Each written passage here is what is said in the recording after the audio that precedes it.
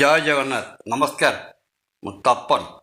2025 ମସିହାରେ ଘଟିଛି ଏକ ବଡ଼ ଘଟଣା। ଓଡ଼ିଶା ସ୍ୱାସ୍ଥ୍ୟ ଜଗତର ଇତିହାସରେ ପ୍ରଥମ ଥର ପାଇଁ କରାଯାଇଛି ଏକ ବିରଳ ହାର୍ଟ ଅପରେସନ୍। ଘଟଣାରୁ ପ୍ରକାଶ, ପୁରୀ ଜିଲ୍ଲା କାକଟପୁର ଅଞ୍ଚଳର ଜନୈକ 66 ବର୍ଷ ବୟସ୍କ ପୁରୁଷ ବ୍ୟକ୍ତି ଜଟିଳ ହୃଦରୋଗରେ ପୀଡ଼ିତ ଥାଇ ଭୁବନେଶ୍ୱରସ୍ଥିତ 6 ନମ୍ବରର ସରକାରୀ ଡାକ୍ତରଖାନା କ୍ୟାପିଟାଲ ହସ୍ପିଟାଲରେ ଭର୍ତ୍ତି ହୋଇଥିଲେ।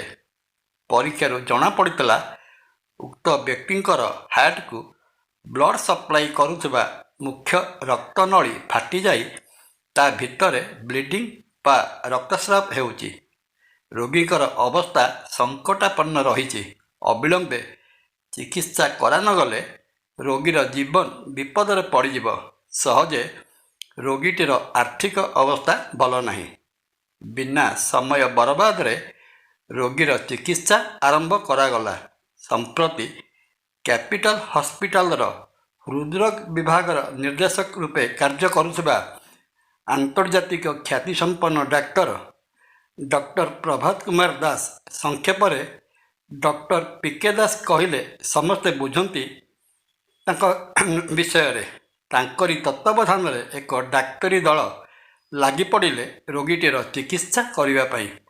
ବିଭିନ୍ନ ପରୀକ୍ଷା ନିରୀକ୍ଷା ପରେ ରୋଗୀର ଚିକିତ୍ସା ଆରମ୍ଭ କରାଗଲା ଏବଂ ମାତ୍ର 30 ମିନିଟ୍ ମଧ୍ୟରେ ଅପରେସନ୍ ସରିଗଲା ଏବଂ ଅପରେସନ୍ ସଫଳ ମଧ୍ୟ ହେଲା।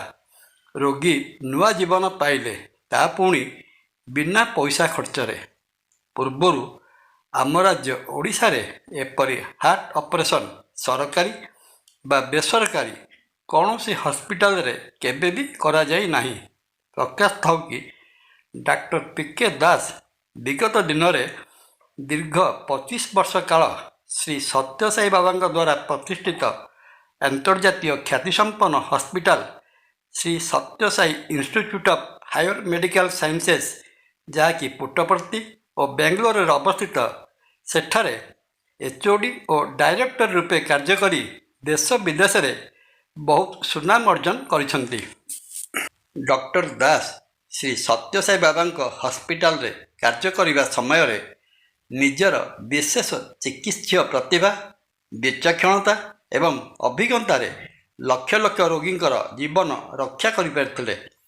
ଓଡ଼ିଶା ସରକାରଙ୍କ ଆମନ୍ତ୍ରଣରେ ଓଡ଼ିଶା ଆସି ବର୍ତ୍ତମାନ କ୍ୟାପିଟାଲ ହସ୍ପିଟାଲରେ ତାଙ୍କର ଡାକ୍ତରୀ ସେବା ପ୍ରଦାନ କରୁଛନ୍ତି ଏବଂ ଏହି କ୍ୟାପିଟାଲ ହସ୍ପିଟାଲରେ ଓଡ଼ିଶା ଓ ଓଡ଼ିଶା ବାହାରର ରୋଗୀମାନେ ଚିକିତ୍ସିତ ହୋଇ ଉପକୃତ ହୋଇସାରିଲେଣି।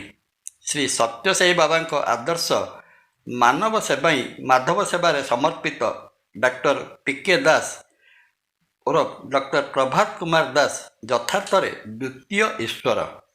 ଆଗାମୀ ଅଧ୍ୟାୟରେ ଡକ୍ଟର ଦାସଙ୍କ ପ୍ରତିଭା ଉପରେ ଏକ ବିଶେଷ ଆଲୋକ୍ୟ ପ୍ରକାଶ କରିବା। ଜୟ ଜଗନ୍ନାଥ। ନମସ୍କାର। ତପନ।